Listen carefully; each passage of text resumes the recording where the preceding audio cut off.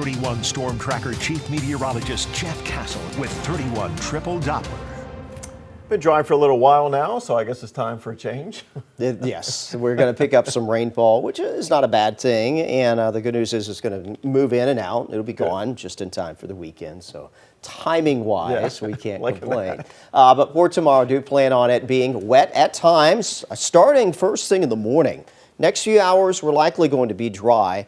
But around sunrise tomorrow, and even a little bit before then, we expect the rain coverage to really increase. Now, initially, the rain's going to be light, so this is not going to be high-impact rainfall, but it does become a little bit widespread in time for the commute tomorrow morning. Be sure to check in with Grace. She'll show you what's on 31 Triple Doppler and how that will impact your commute. We will see the steadier rainfall through the mid to late morning hours. There may be a little drop-off in rain activity as we go a bit more showery towards midday, early to mid-afternoon tomorrow. And then late afternoon into the evening hours, notice there's an uptick in the coverage of rain and likely some thunderstorm activity as well. This will all be in advance of a cold front.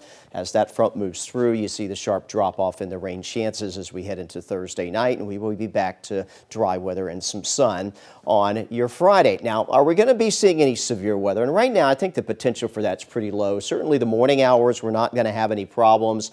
Low on the severe weather potential scale here as we head through that late afternoon, early evening time frame. We might get a heavier storm, has some heavy rainfall, may produce some wind gusts 30, 40 miles per hour. But right now, I'm not anticipating that anything that would be more significant than that. And again, those storms will clear us by mid to late evening tomorrow. How much rain are we talking about? It'll vary depending on your location. On the low end, some of us less than half an inch.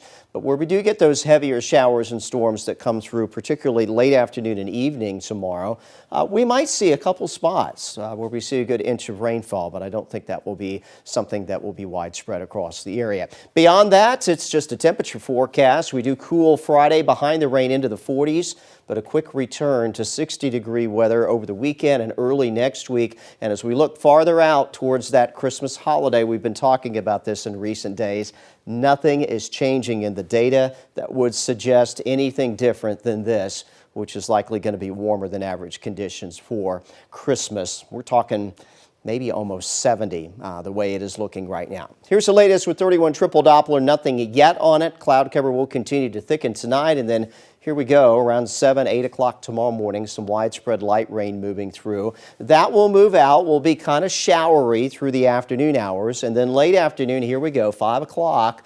That's your chance for a few storms rolling on through. Those will be around the I-65 corridor around 6 or 7 in the evening tomorrow, moving into Sand Mountain after that through 9, 10 o'clock.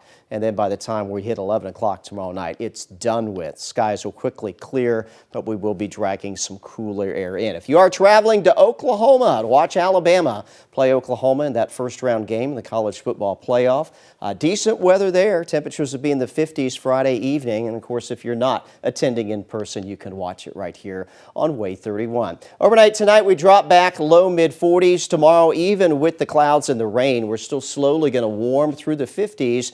Likely topping out around 60 in most areas tomorrow afternoon. That's warmer than our average for this time of year. We do draw the temperatures back on Friday into the 40s, but again, it is brief. Back around 60 for the weekend, staying in the low 60s early next week, and then we crank it up a notch, headed towards Christmas Eve, Christmas Day, upper 60s, maybe flirting with the 70-degree mark. Shorts and flip-flops may be more proper attire than that heavy Christmas sweater this go-around this year. That's true. You can play outside, though. Play with toys, bikes, that kind of stuff. Get a new bicycle, yeah, you'll be able to take it for a spin. That'll be perfect. Yeah. Thanks, Jeff.